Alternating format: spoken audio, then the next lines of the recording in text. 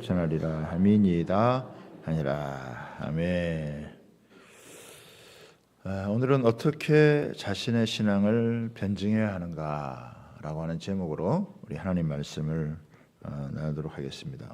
올해는 종교개혁 507주년이고 10월 마지막 주일은 종교개혁 주일입니다. 종교개혁에 5가지 강령이 있는데 한번 따라해 보시겠습니다. 오직 성경, 오직 그리스도, 오직 믿음, 오직 은혜, 오직 하나님께 영광. 이거를요 머리로 딱 이해하면 좋아요. 그냥 애우려면 좀 힘든데, 그 종교개혁의 가장 큰 정신은 뭐냐면 성경이에요. 성경, 그렇죠? 하나님 말씀이 중심이란 말이에요. 성경을 열어보니까 성경의 중심이 뭐냐? 예수님이라는 거예요. 그래서 오직 성경, 그 다음에 오직 예수, 그 예수님을 믿음으로 은혜로 구원을 받는 거예요. 그래서 하나님께 영광을 돌리는 거예요. 오직 성경, 오직 그리스도, 오직 믿음, 그리고 오직 은혜, 오직 하나님께 영광.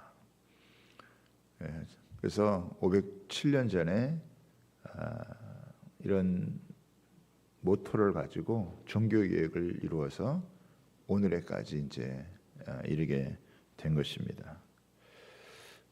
그러니까 이 잘못 믿었던 그 신앙을 성경을 통해서 바르게 믿고, 그리고 그 말씀을 통해서 다시 교회가 살아나고 회복되어져서 오늘에까지 이제 이루어 오게 된 것입니다. 그래서 우리는 이 종교개혁 정신을 우리는 놓치지 말고 계속해서 이것을 계승 발전해서 우리 자신도 살고 교회도 더 살리고 이 나라와 민족 또 다음 세대도 여러분 살려나가야 됩니다. 저와 여러분이 이 일에 부름을 받아서 하나님 앞에 이 개혁의 후손들로, 그렇죠? 우리 프로테스탄트나 개혁, 이 개신교의 후예들이란 말이에요. 그래서 우리가 이런 믿음을 잘 가지고 이제 살아가야 된다라고 하는 것입니다. 자, 저와 여러분이 지금 살고 있는 우리 시대는요, 기독교에 대해서 적대적입니다. 그러니까 안티들이 굉장히 강해요. 신성모독적인 발언들을 서슴없이 하는 그런 여러분 시대입니다. 예수님 믿는다고 하면은 비꼬고 비아냥거리고 심지어 조롱하기도 하고 환자 취급을 하기도 합니다. 갈수록 기독교에 대해서 우호적이지 않습니다. 이제 이럴 때 필요한 것이 기독교 변증이라고 하는 것입니다. 우리 주변에 누가 무슨 소리를 해도 내가 예수 믿는 이유에 대해서 분명하게 말할 수 있어야 된다라고 하는 것입니다. 여러분, 지금 우리 사회는 이단들이 득세를 하고 또 무신론적인 그런 사고들이 굉장히 많아요. 이런 세상에서 애매모호한 태도를 갖고 신앙생활하면 승리할 수가 없습니다. 분명한 자기 신앙에 대한 것을 갖고 있어야 이 세상에서 승리할 수 있다라고 하는 것입니다.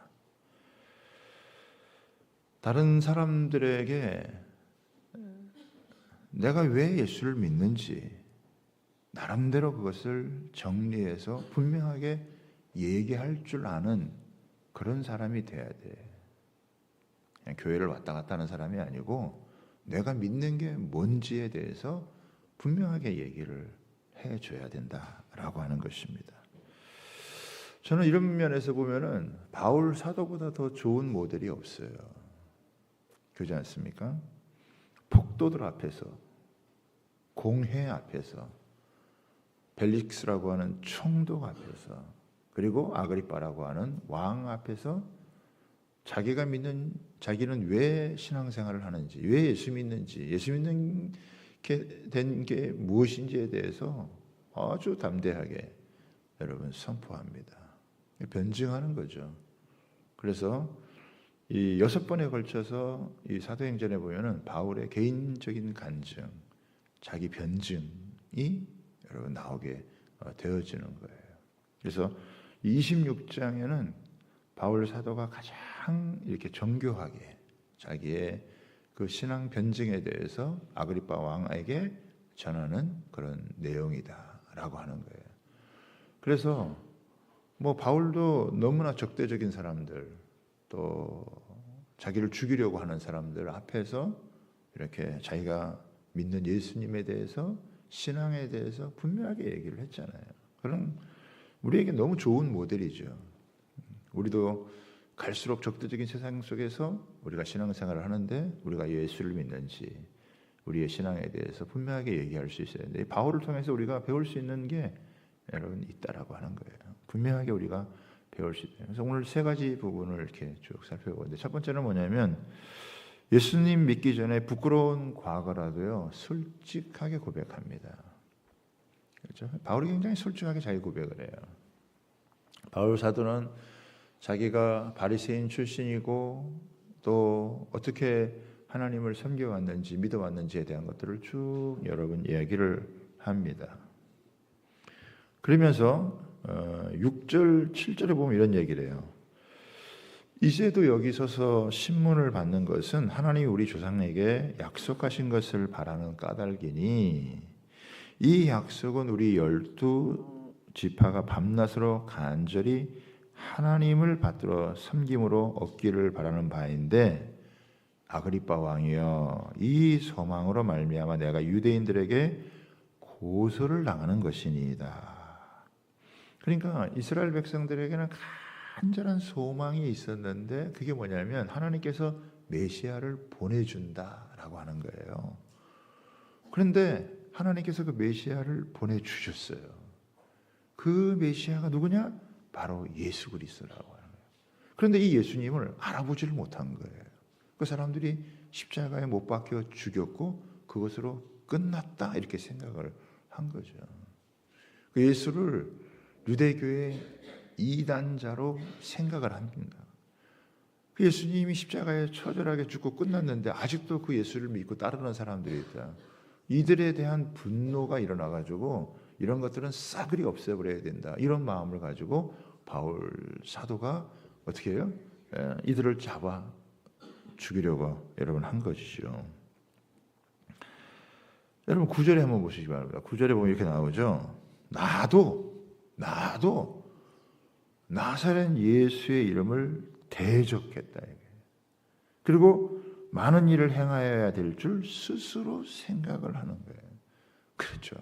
예수님을 대적하고 자기도 스스로 그렇게 생각하는 거예요. 또 10절에 보면 성도들을 옥에 가두며, 그리고 죽을 때 내가 찬성 투표하였고, 11절에 보면 또 모두 해당해서 여러 번 형벌하여 강제로 모독하는 말을 하고 그들에 대해 심히 격분하여 외국성에까지 가서 박해하였다. 여러분, 지금 이 얘기가 뭐냐면은 자기 부끄러운 과거를 얘기를 하는 거예요. 바울은 천재적인 사람이에요. 탁월한 사람입니다. 어렸을 때부터 그 바리새인 집안에서 탁월한 교육을 받았어요. 근데 뭐예요? 잘못 믿었다는 거예요. 평생을 그렇게 믿어왔는데 자기가 잘못 믿어왔다는 거예요. 예수님을 만나기 전에는 영적인 무지함에 사로잡혔다라고 하는 거예요.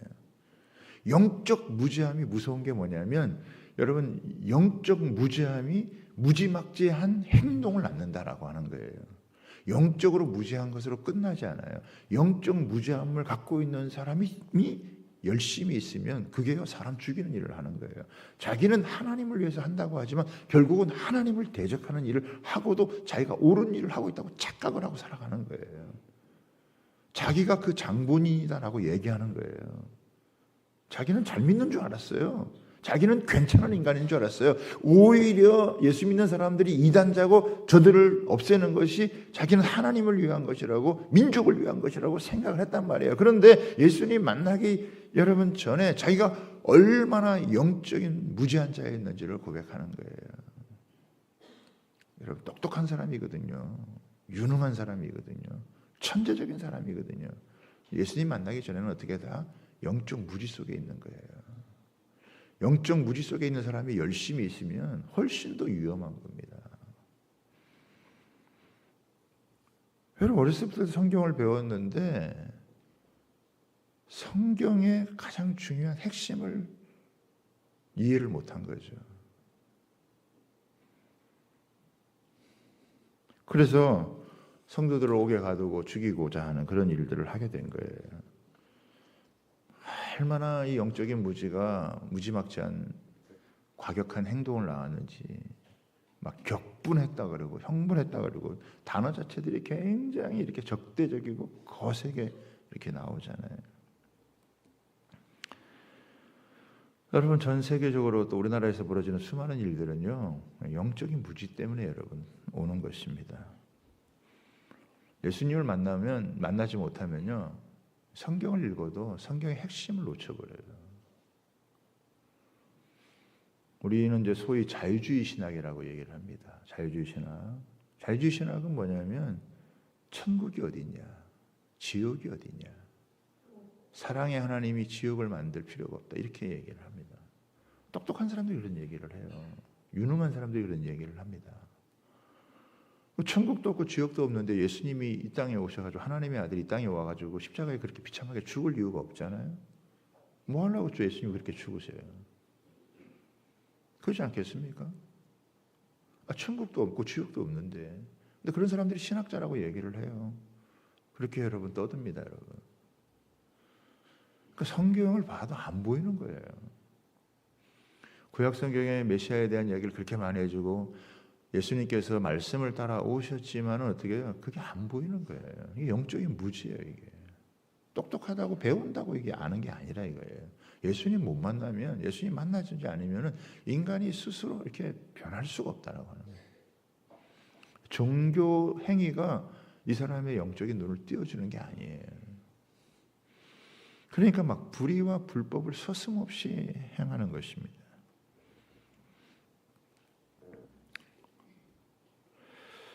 그러니까 결국 영적 무지 가운데 있는 사람들이 하는 모든 행동이 뭐냐? 14절 한번 보십니다. 14절 보면은 주님께서 뭐라고 얘기를 하시냐면 사울아 내가 어찌하여 나를 박해하느냐? 가시채를 뒷발질하기가 내게 고생이니라. 이 뭐냐면은 옛날에 이제 소나 이렇게 말을 몰게 되어질 때 채찍을 갖는단 말이에요. 채찍을 이렇게 하고 이제 가야 되는데 안 가고 소나 말이 고집 세우고 있으면 그 이제 주인이 딱 때리죠. 가라, 으랴 해가지고 가라. 그런데 이 소나 말이 자기 고집을 세우고 안 가는 거예요. 그리고 오히려 그 고집 세우다가 뒤로다가 뒷발질을 하는 거예요. 그러면 잘못하면 주인이 다칠 수 있잖아요. 그래서 그 뒷발질하는 고개에다가 가시채를 이렇게 딱 박아놨다고요. 그러니까 뒷발질하면은 확 찔려가지고 뒷발질 못하도록. 왜? 그렇게 뒷발질하면은 주인이 다치면 안 되니까. 그걸 해놓은 거예요. 그러니까 자기는 한다고 한 모든 일이 마치 짐승이 뒷발질하는 것처럼 뒷발질하면서 자기가 그렇게 고생을 하는 거라 이거예요. 이게 천재의 현실을 살아가는 종교적 천재의 현실의 모습이었다라고 하는 것입니다. 여러분 인간적으로 볼 때는 좋은 집안이죠. 유능한 사람입니다. 학문도 있고 열정도 있고 열심도 있고 여러분 다 그런데 어떻게 해요? 영적으로 거꾸로 살아가는 삶이다. 자기가 그런 사람이었다. 자기가 이런 영적으로 어두운 사람이었다. 자기가 무정이 같은 인간이었다. 하나님을 위한다고 하면서 하나님을 대적한 사람이었다. 이거를요 자기 부끄러운 과거죠 이게. 바울과 같은 천재적인 사람도 내가 이런 잘못, 오류를 범하고 내가 이렇게 예수님을 만나지 못했기 때문에 내가 이런 삶을, 이거 자기 부끄러운 과거거든요. 이거 고백하는 거예요. 솔직하게 여러분 고백하는 거예요. 여러분 바울만 그런 게 아니라 예수님 만나지 못하면 다 그렇게 살아갑니다. 다 이렇게 종교적인 모양은 있지만 다 이렇게 헛되이 영적 무지한 가운데 여러분 헛된 인생을 살아가게 되어지는 거예요. 오히려 거꾸로 살아가는 인생이 되어지는 것입니다. 그러니까 보십시오. 온전하지 못한 신앙과 잘못된 열심으로 인생을 헛되이 살아가는 거예요. 그렇죠? 자기의 부끄러웠던 각오, 누구보다도 그 삶을 하나님 앞에서 고백을 하는 겁니다. 그렇죠? 그런 것들을 고백하는 거예요. 한때 이렇게 주체사상이나 이런 거에 심취됐던 사람들이 깨어나가지고 내가 이런 부분을 잘못 배웠구나 라고 하는 것을 깨닫게 되어지는 거예요. 제가 통일개발대학원에서 이제 4학기차 공부를 하거든요. 김일성이 쓴 뭐 세기와 더불어 이런 원전을 읽어요. 그런 것들을 읽고 이제 하는데 그 배경을 모르고 그냥 읽으면요 너무 감동적이에요. 그냥 청년들이 그냥 이거를 못 모르고 읽으면 그냥 홀라당 넘어가겠어요. 얼마나 잘 썼는지 몰라요. 근데 그게 다 사실은 거짓이고 거기에 그걸 미화시켜 놓은 거예요. 그걸 그냥 겉으로만 보면 진짜 홀라당 넘어간다니까요. 감동적이에요. 임일성이 위대한 영웅일 수밖에 없어요. 근데 얼마나 거짓된 건지, 얼마나 미화시킨 건지. 우리 이제 같이 공부하는 사람 중에 탈북민이 있거든요. 자기도 그 젊었을 때 그런 거 읽고 막 너무 감동을 받았다는 거예요. 그러다가 탈북해가지고 실체를 이제 객관적으로 이렇게 보게 되어지니까 이게 뭐 자기 인생 자체를 사기당한 것으로 생각을 하는 거예요. 여러분 예수님 만나기 전에요 아무리 종교적 열심히 해도 여러분 그것이 오히려 더 해가 되어지는, 자신에게도 다른 사람에게도 해가 되어지는 그런 모습이죠. 자, 두 번째는 뭐냐면 예수님을 믿게 된 과정을 확신 있고 담대하게 이야기를 하는 거예요. 여러분 대제사장의 위임을 받아가지고 다메섹으로 여러분 가잖아요. 근데 정오에 해보다 더 밝아. 여러분 중동 지방의 대낮은요 얼마나 강렬한 햇빛이 비치는지 몰라요. 그런데 해보다 더 강렬한 빛이 쫙 빼가지고 거기 함께 가던 동행하는 사람들이 다 꼬꾸라졌어요. 확 꼬꾸라져 버렸단 말이에요. 그런데 하늘에서부터 음성이 들리는 거예요. 사울아, 사울아. 여러분 사울이 얼마나 충격적이었어요. 여러분 바울은 헬라식으로 부르는 거고 사울은 히브리식으로 부르는 거예요. 그러니까 이 사울아 자기 이름을 부르는 거예요. 얼마나 충격적이겠어요. 하늘에서부터 자기 이름을 부르는 거예요.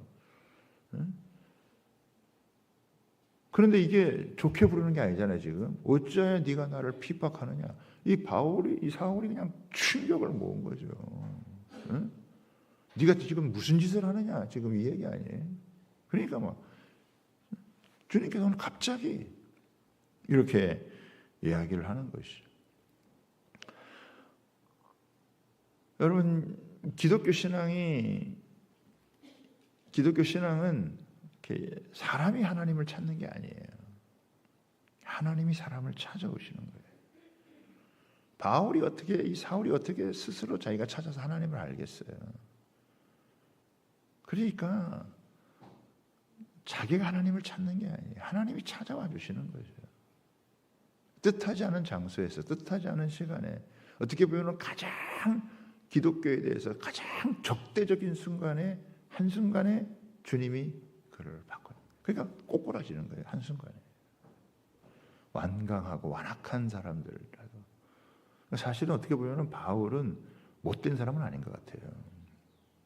하나님을 향한 열심 때문에 그렇게 한 거지만 방향만 바꿔주면 얼마든지 귀하게 쓰여요. 여러분 진짜 못된 사람도 있어요. 악한 사람도 있습니다.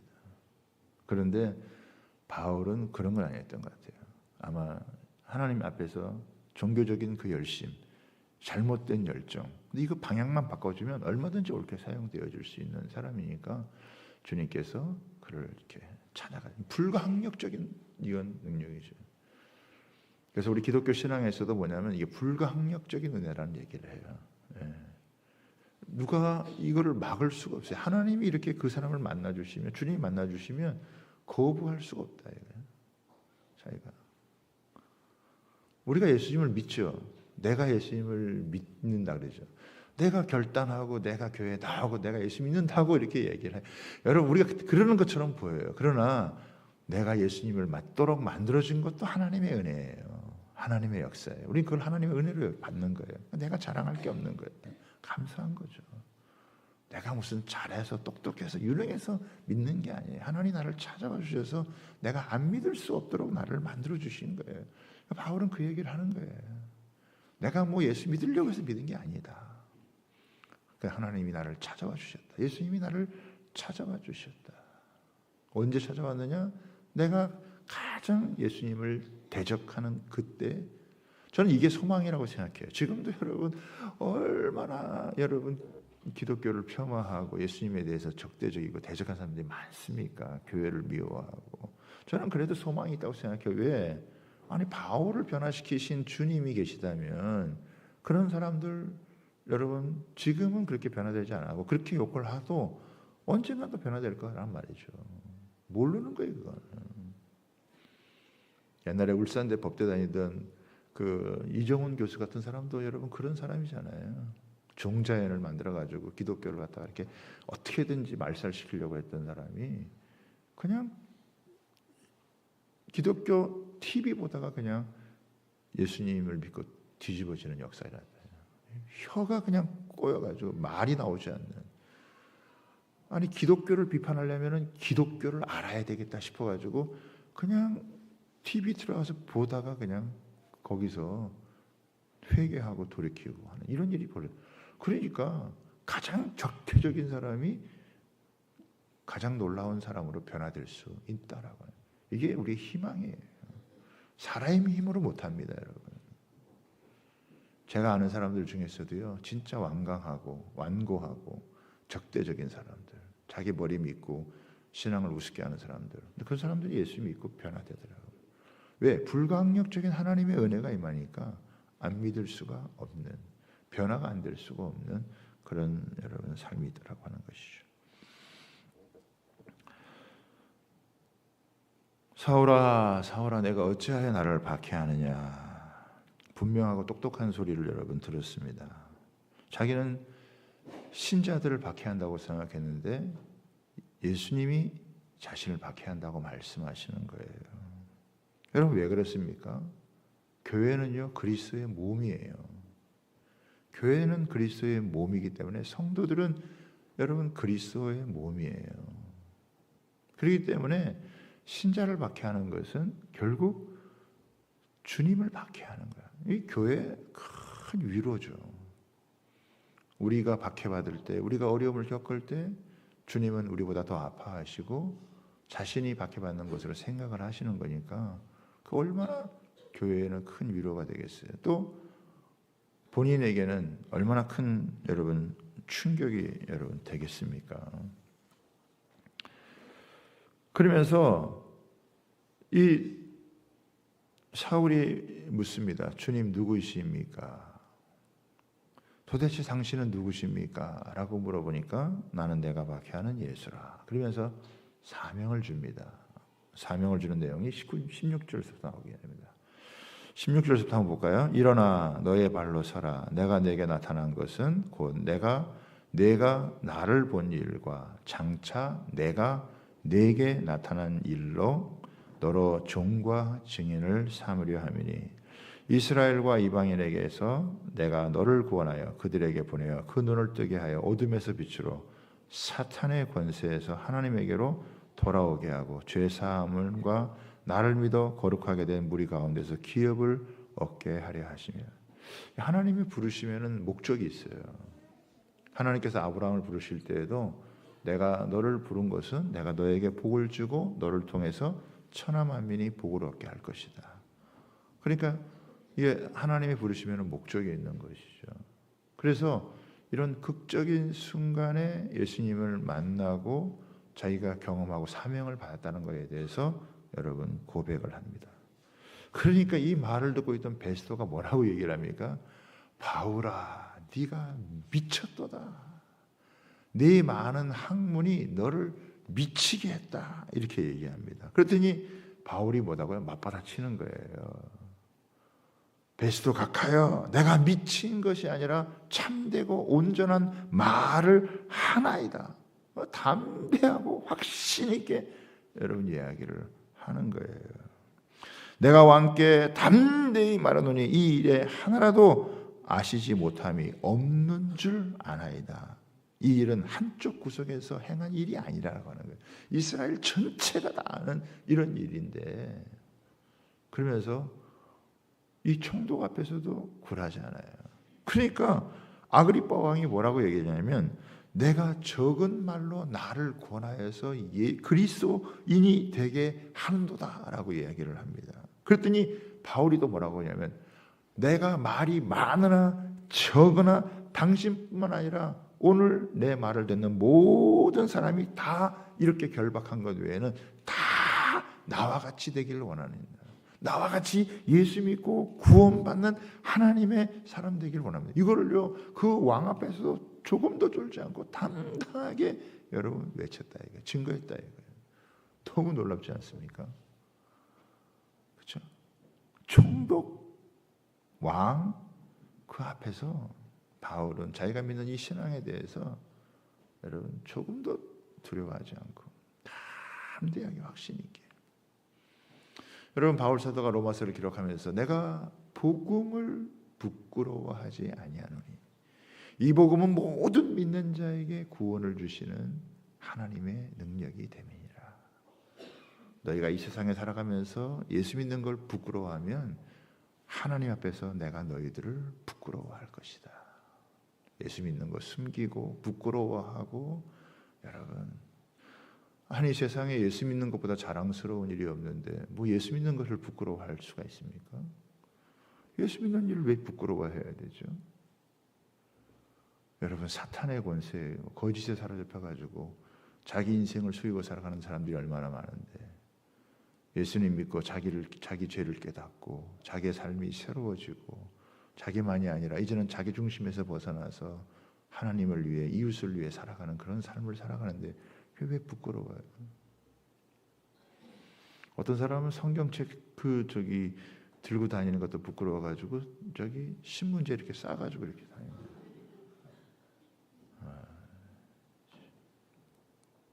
안타깝죠. 예수 믿는 게 뭔지를 몰라서 그래요. 바울은 자기가 믿은 예수, 이제 눈을 떴다 이거예요. 이제 눈을 떴어요. 깨달았어요. 그리고 자기가 왜 살아야 되는지, 왜 인생을 살아야 되는지 확실한 거예요. 왕 앞에서나 총독 앞에, 폭도들 앞에, 뭐 공회 앞에 거침이 없습니다. 두려울 것이 없습니다. 너무 멋있는 사람 아닙니까? 너무 귀한 사람이죠. 여러분 자기가 믿는 바에 대해서도 자기가 뭘 믿는지 그 확신이 없고 말도 못하면 여러분 그거 안타깝죠. 여러분 바울은요 자기 신앙, 자기 간증이 분명했어요. 여러분 안 믿는 사람도요 자기 나름대로 안 믿는 확신을 갖고 살아요. 나중에 보면은 결국 확신과 확신의 싸움이에요. 이단과도 마찬가지고 불신자도 마찬가지고 확신과 확신의 싸움이라고요. 여러분 더 확신 있는 쪽으로 어떻게 해요? 사람들은 기우는 거예요. 끌려가는 거예요. 바울이 이렇게 확신이 있잖아요. 딱 얘기하니까 어떻게 해요?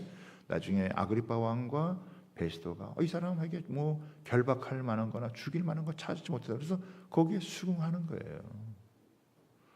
복음에 사로잡혀서 이렇게 담대하게 예수 그리스도를 외칠 수 있는 그 한 사람. 여러분 그런 사람이 여러분 이 시대에 필요한 거예요. 소중한 사람이에요. 하나님께서 종교개혁 시대에 그런 사람들을 불렀다면은, 개혁자들을 불렀다면, 오늘 이 시대는요, 하나님 우리를 부르셔서 이 예수님을 믿고 전하게 여러분 만들어 주신 거다라고 하는 것입니다.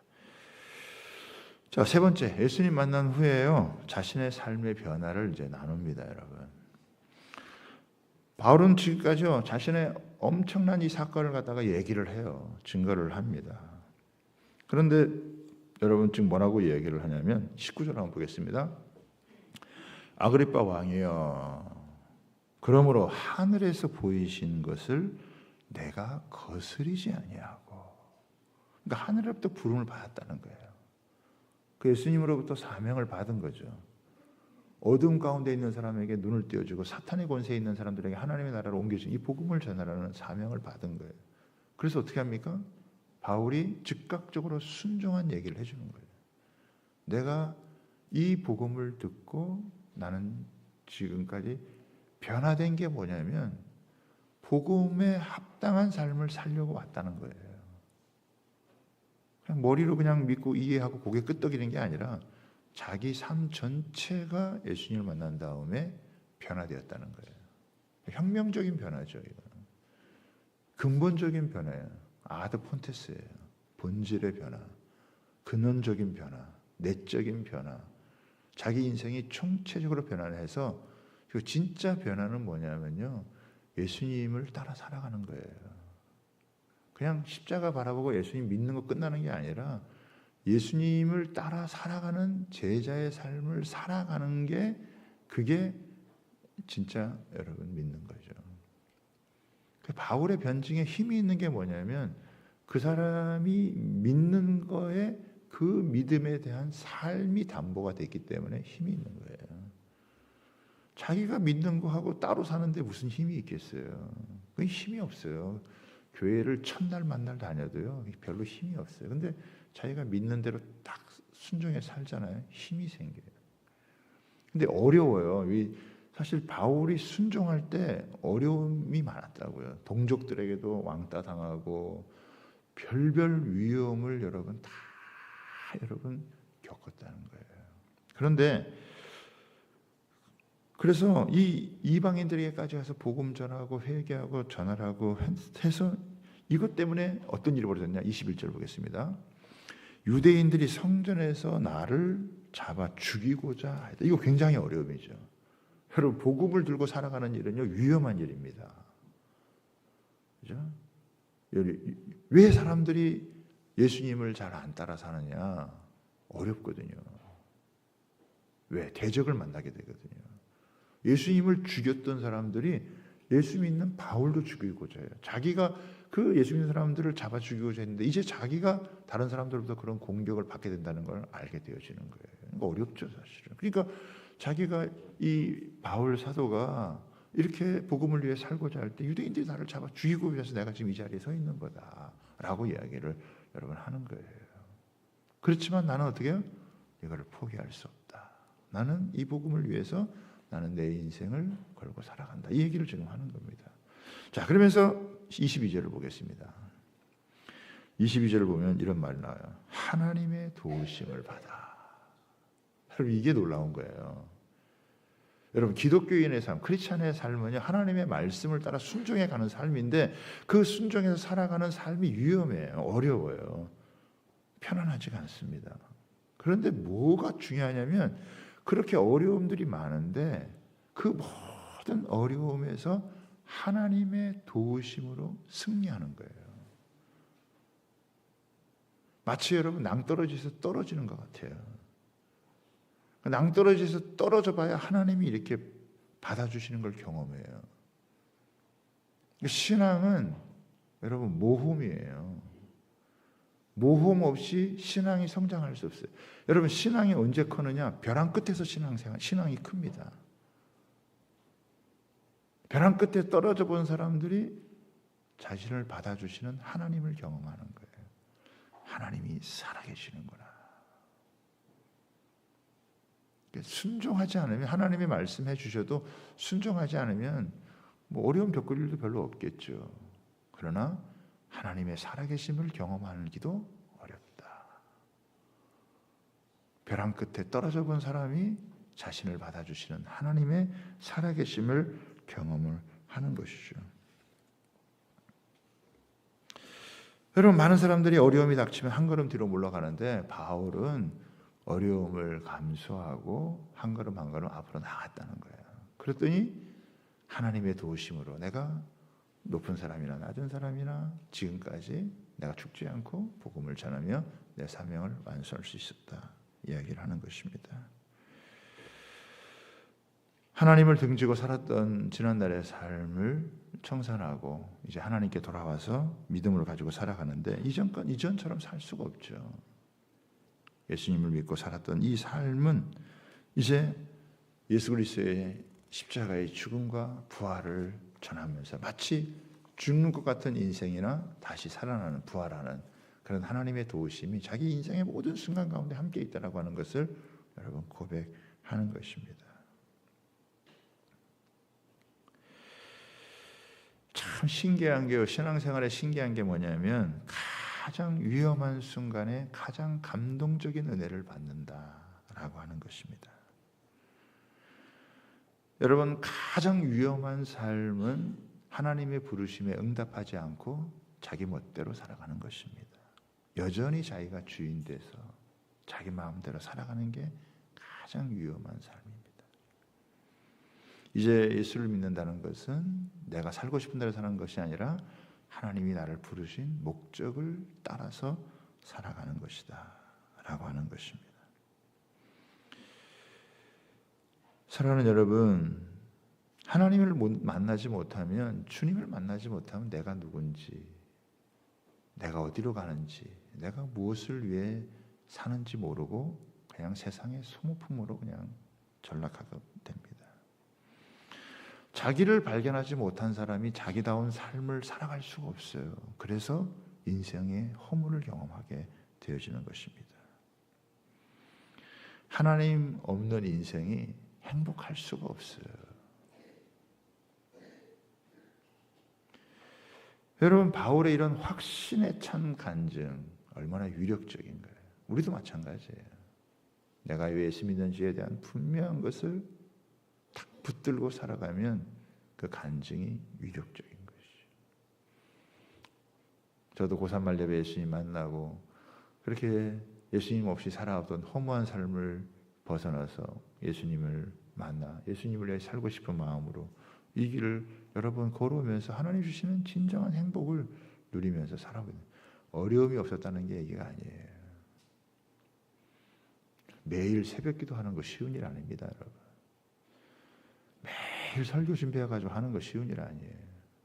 그러나 남다른 행복을 느끼고 세상 어느 것과도 바꿀 수 없는 인생의 보람을 여러분 느끼고 살아간다라고 하는 거예요. 예수님을 따라 사는 사람 쉽다는 얘기가 아니에요. 그러나 세상이 줄 수 없는 행복을 누리고 세상이 얻을 수 없는 영광을 누리고 살아가는 삶이라고 하는 것을 여러분에게 고백드릴 수 있습니다. 내가 예수님을 만나고 내 인생이 변화됐다라고 얘기할 수 있는 사람은 행복한 사람입니다. 세상은 그런 사람들을 원하고 있습니다. 예수님을 만나는 인생만큼 행복한 것이 없고 예수님을 전하는 인생만큼 복된 인생이 여러분 없습니다. 저는 우리 주님께 모든 성도님들이 이렇게 확신에 찬 자기가 믿는 예수가 누구인지를 분명히 알고 그 예수를 전하며 살아갈 수 있는 사람이 되기를 여러분 바랍니다. 이게 종교개혁의 정신입니다. 여러분, 고린도후서 5장 20절을 한번 볼까요? 고린도후서 5장 같이 한번 읽겠습니다. 시작. 그러므로 우리가 그리스도를 대신하여 사신이 되어 하나님이 우리를 통하여 너희를 권면하신 것 같이 그리스도를 내어 간청하노니 너희는 하나님과 화목하라. 여러분, 그리스도를 대신하여 사신이 된 인생. 예수님이 살아계신다.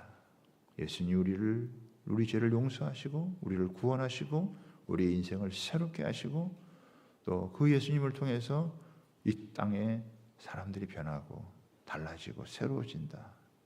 예수님만이 길이요 진리요 생명이다 외치는 이 적대적인 세상에서, 안티가 강한 세상에서 예수 믿는 확실한 여러분 이런 신앙 고백과 또 자신의 신앙에 대한 변증을 통해서 세상 가운데 하나님의 살아계심을 드러내는 역사가 있게 되어지는 것입니다. 사랑하는 여러분, 주님은요 지금도 우리를 너무 사랑하셔서 계속 우리 마음의 문을 두드리세요. 그렇죠?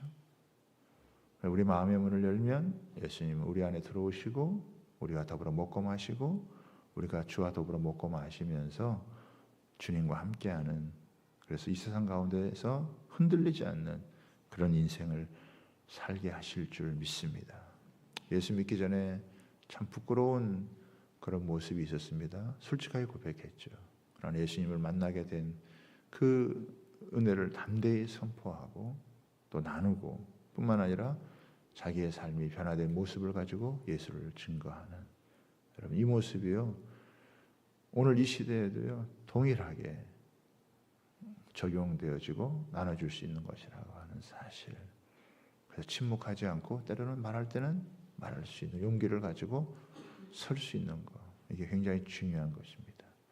한국교회가 지금 그런 중요한 기로에 서 있다고 생각해서 많은 분들이 기도하다가 결단해서 광장에 모여서 우리가 하나님 앞에서 은혜를 구하고 긍휼을 구하고 하나님의 살아계심을 나타내고자 하는 것입니다.